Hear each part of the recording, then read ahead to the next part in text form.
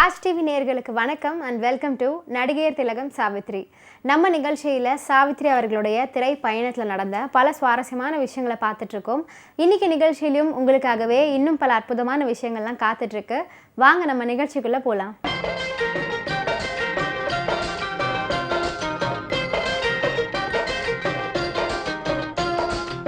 மகா நடிகை சாவித்ரிக்கு முன்பாக சதமடித்த ஹீரோயின்கள் அப்படின்னு யாருமே கிடையாது.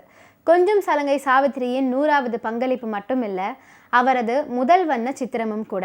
ஒட்டுமொத்த திரை உலகமும் ஆணாதிக்க அதிகார சமுதாயமும் ஒரு மனதாக நடிகையர் திலகமாக கொண்டாடப்பட்டவர் தான் சாவித்ரி அவர்கள்.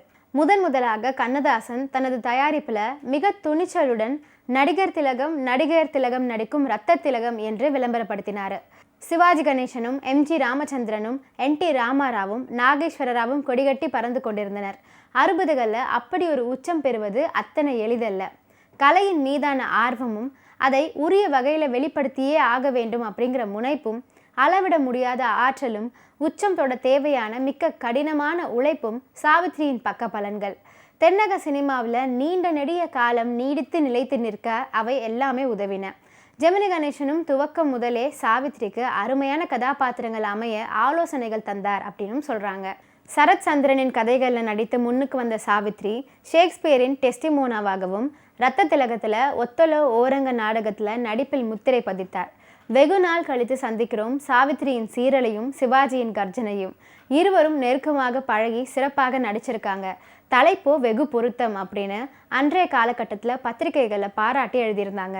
காமராஜர் அகில இந்திய காங்கிரஸ் தலைவர் அந்தஸ்தை பெற்று சென்னை திரும்பிய தினம். அன்றைய இரவில் ஏவிஎம் ஸ்டுடியோவில் ரத்த திலகம் பார்த்து கண்ணதாசனை பாராட்டினார். படம் நீளமாக இருக்கிறதே, ஏன் இதை 2 சினிமாவாக பண்ண முடியாதா என்று கேட்டாராம் காமராஜர். அந்த அளவுக்கு அவருடைய சினிமா ஆர்வத்தை இந்த படத்தின் மூலம் வெளிப்படுத்தியிருக்காரு பெருந்தலைவர் காமராஜர் அவர்கள். 1963 செப்டம்பரில் திரைகளில் ஒலிக்க ஆரம்பித்தது. ஒவ்வொரு ஃபேர்வெல்களிலும் 52 ஆண்டுகளுக்கு பின்னும் பசுமை நிறைந்த நினைவுகளே பள்ளி கல்லூரிகளில் இன்னொரு தேசிய கீதமாகவே மாறிவிட்டது. சிவாஜி சாவித்ரி மீண்டும் ஜோடி சேர்ந்தன. வெற்றிகரமான அடையாளமாக மாறியது கவிஞரின் ரத்த திலகம். கல்லூரியில் படிக்கையில் சிவாஜியும் சாவித்ரியும் எலியும் பூனையுமாக இருப்பாங்களாம், கிட்டத்தட்ட சண்டை கோழிகள் மாதிரி. ஒத்தலோ நாடக அரங்கேற்றம் தான் இருவரையும் நெருக்கமாக்கிருச்சு.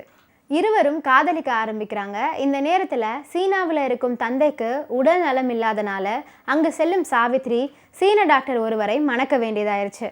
இதனிடையில் இந்திய இராணுவத்தில் சேரும் சிவாஜி சாவித்ரியை வேறொருவர் மணந்ததை அறிந்து கொண்டு கொலவெறியில் இருக்காரு. இந்த பிரச்சனைகளுக்கு நடுவில் சாவித்ரி தாய்நாட்டு பாசத்தை மறக்காமல் சீனாவின் தகவல்களை இந்தியாவுக்கு சொல்லும் உளவாகி ஆகிறாங்க.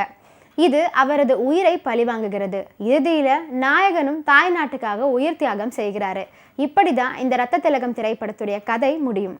எக்ஸ்ட்ரா சீரியஸாக எடுக்கப்பட்ட படத்தில் நாகேஷ் மனோரமா காமெடி காட்சிகள் பெரும் ஆறுதலாகவே இருந்துச்சு.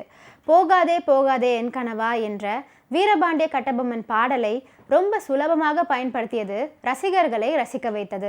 இன்னைக்கு நடிகர் திலகம் சாவித்ரி நிகழ்ச்சியில் பல சுவாரஸ்யமான விஷயங்கள்லாம் பார்த்தோம்.